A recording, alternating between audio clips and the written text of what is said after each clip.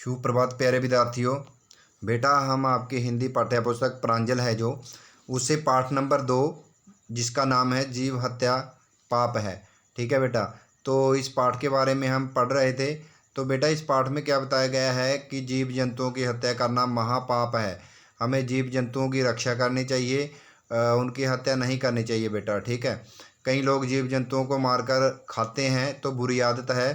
ठीक है, क्योंकि उनमें भी एक मनुष्य की तरह है, आदमी की तरह है, जैसे हम हैं, सभी में जान होती है बेटा। ठीक है, तो उसमें इस लेसन के पहले पेज में बताया गया है।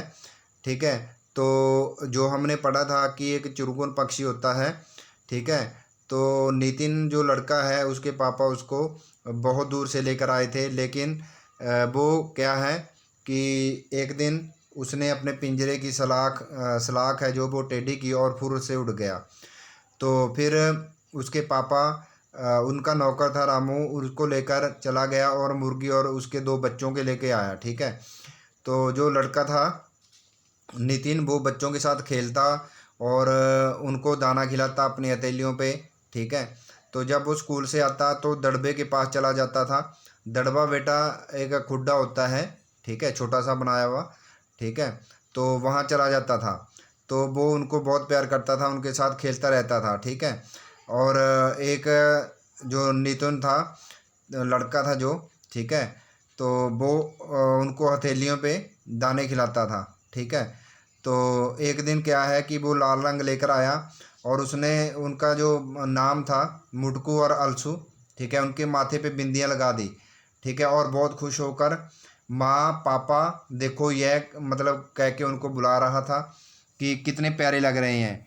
ठीक है, तो फिर क्या हुआ कि इससे आगे हम पढ़ेंगे। ये देखो मुटकू और अलसू ने जब लाल बिंदियाँ लगाई तो प्रसन्न होकर कहने लगा माँ पापा देखो देखो अलसू और मुटकू कितने प्यारे लग रहे हैं। ठीक है, तो धीरे धीरे समय बीतता गया और छुट्टियां हो गई, दशहरे की छुट्टियां हो गई।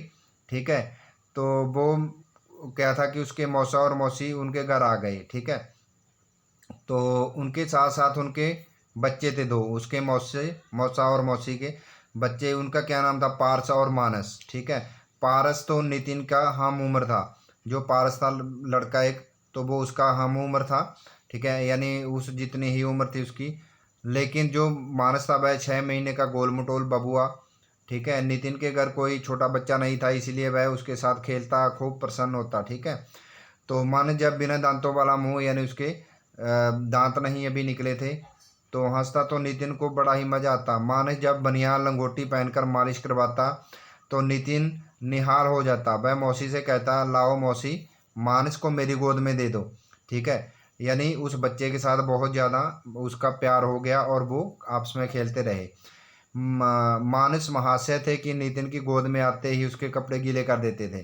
ठीक है, लेकिन नितिन गोल गोल मानस को 1 मिनट भी नहीं छोड़ना चाहता था। पारस से भी नितिन की खूब बनती थी। 4-5 दिन मौसी रही, मौसा जी ने खूब घुमाया फिराया उनको। ठीक है, तो क्या था, मौसी नितिन के लिए नए कपड़े और खिलौने लाई।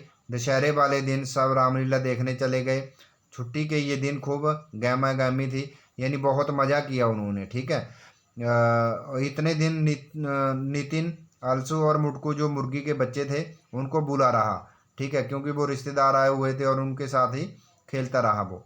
ठीक है, तो जब वो चले गए, एक दिन क्या हुआ कि वो टहलता हुआ दड़बे के तरफ आया। ठीक है, दड़बा वो ही होता है जैसे मुर्गियों का खुड्डा होता है। ठीक है, तो वहाँ सन्नाटा था। उसने आवाज़ लगाई अलसू मुटकू, उसको जब वो चले गए थे उनकी याद आई, तो वहाँ कोई आहट नहीं थी, कोई शोर नहीं सुनाई दिया। तो मुर्गी थी जो वो बीमार पड़ी हुई थी, क्योंकि उसको गम था कि उसके बच्चे वहाँ नहीं थे।